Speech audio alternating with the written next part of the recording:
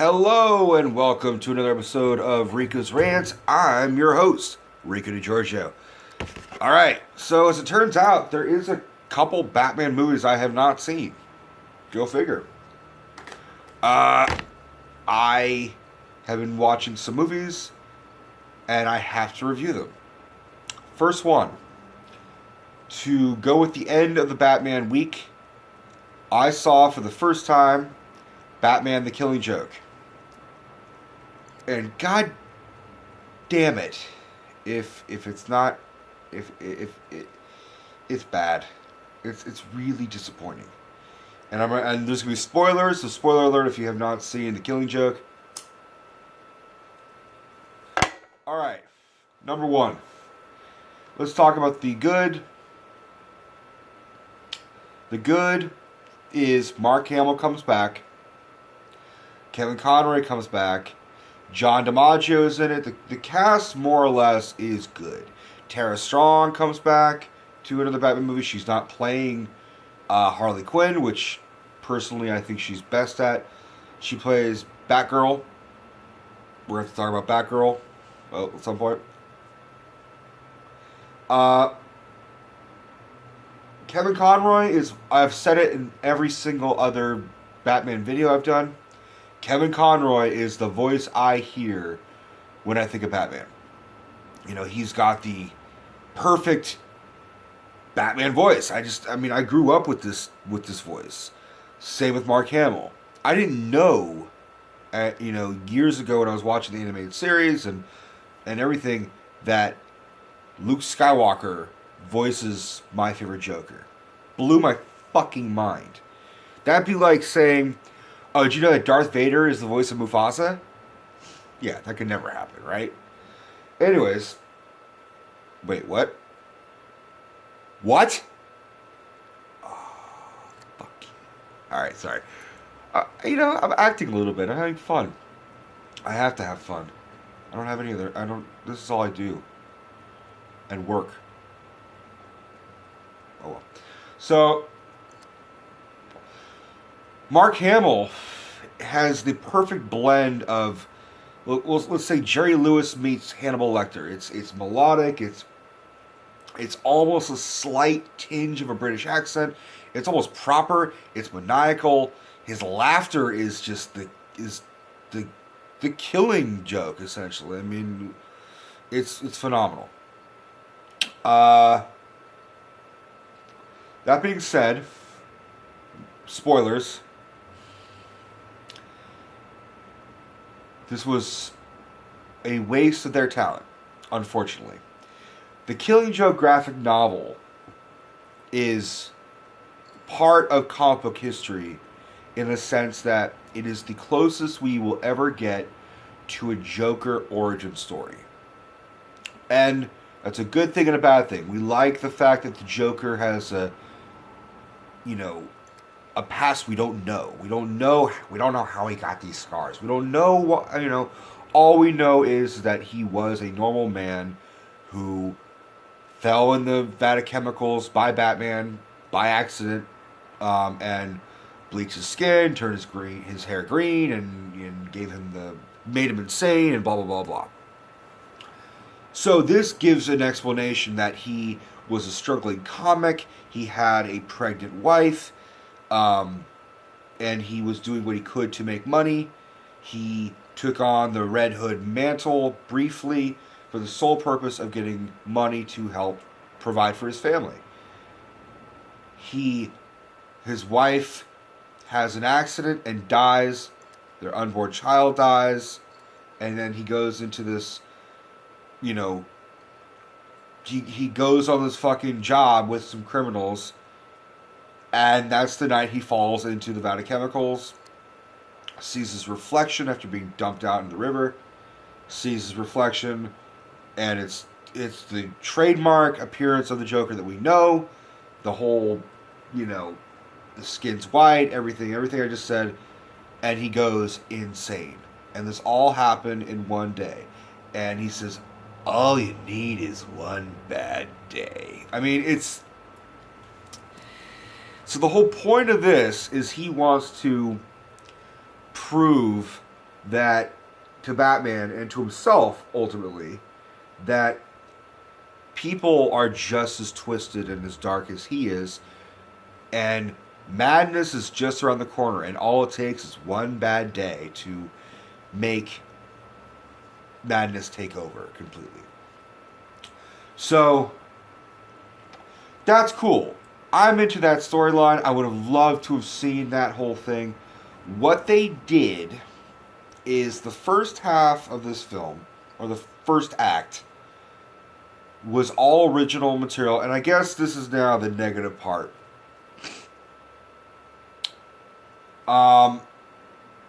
Listen, Batgirl is a fucking staple for feminist icon. She's a feminist icon. She was a lot of young comic book readers' first crush, especially for those who grew up in the 60s and 70s and were watching the Batman and Adam West show. I mean, I know of guys that like their puberty started from watching Batgirl. So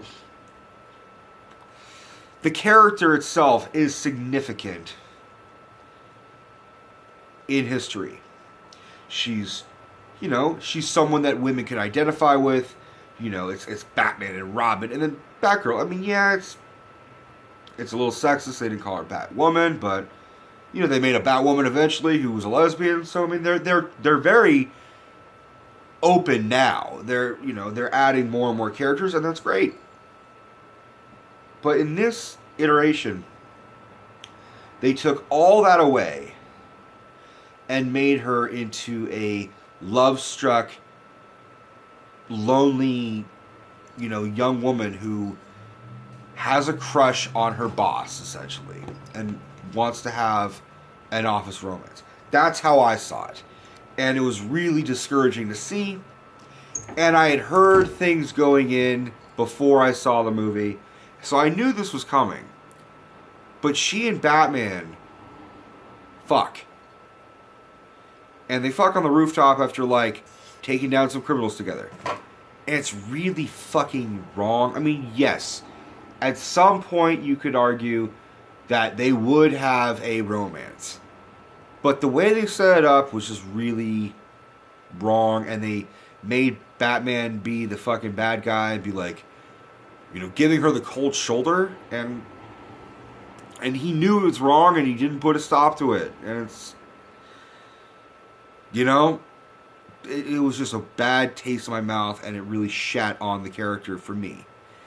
For Batman and Batgirl, it was just like, what the fuck? And here's another thing. You don't get to see the Joker until 30, 40 minutes into the film. Fuck.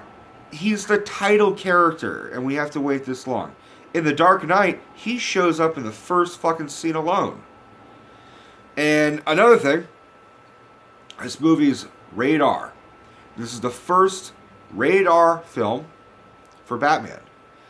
Batman v Superman, the Ultimate Edition, which kind of helps Batman v Superman, is the second. Granted, both iterations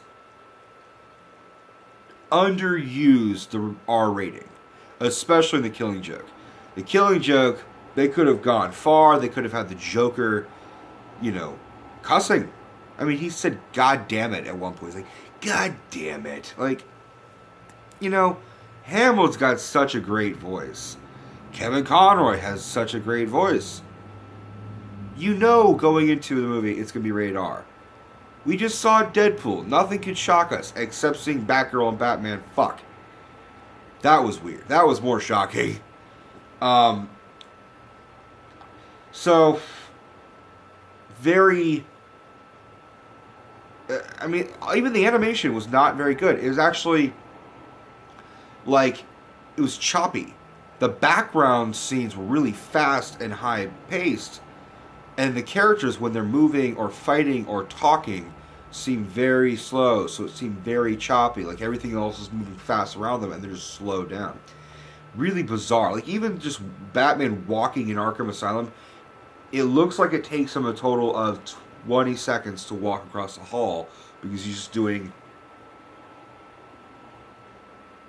this instead of like walking normally. It just, the animation looked great, didn't look great. I mean, especially compared to the other stuff. I mean, the Batman animated series was phenomenal. Under the Red Hood, which I've praised many times, and this is supposed to be a pseudo prequel to Under the Red Hood.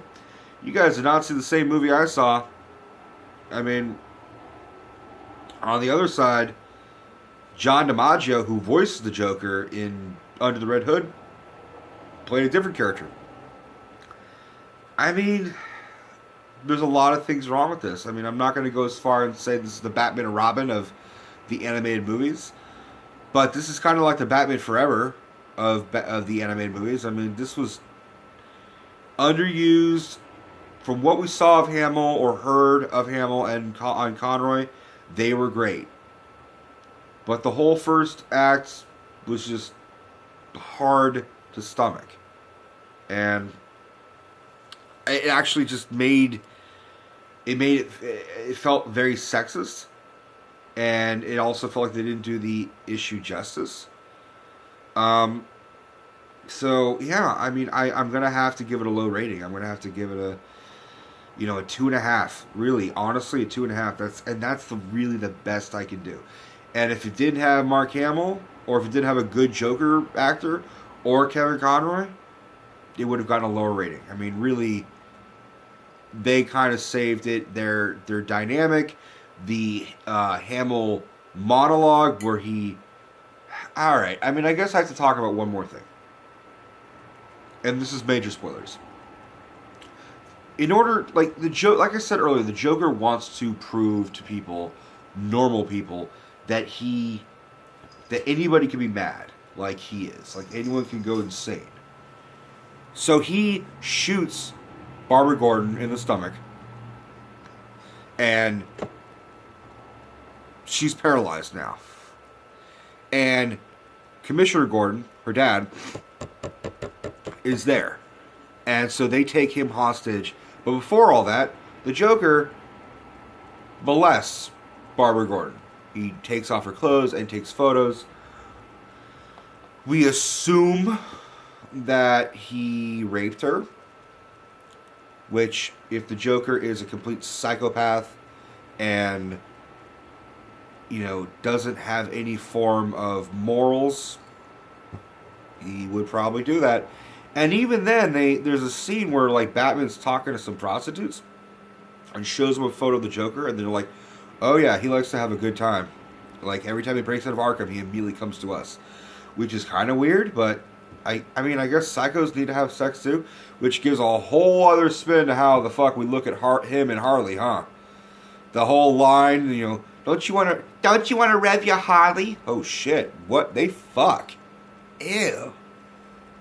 Ew. Ugh.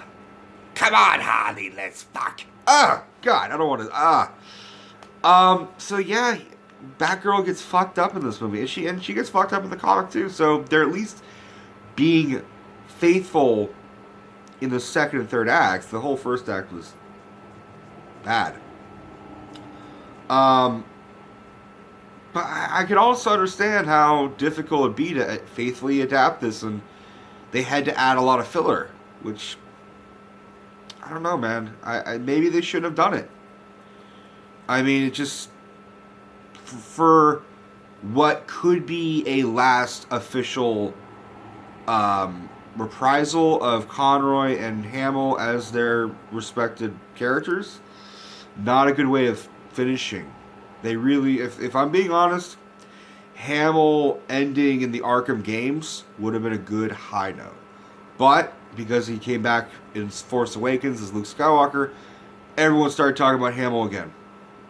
Hamill became popular, and then Warner Brothers was like, hey, why don't you come back, and here's that thing we always said that, we may not do, but if we were going to do it, you'd say you come and do it. Now we're going to do it. They needed more time. They needed to fix up the animation.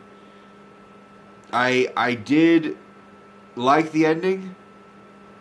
I also felt it was very strange to hear Batman laugh. That was weird. So, yeah, just all over the place, man. And the movie itself is just all over the place, and you can't tell what type of movie they're going to make, whether it's going to be a dark movie or if it's going to be lighthearted. The animation needed work. The voice acting was great. That was really the only highlight. So, 2.5 stars. Let me know what you think. Did you guys see this?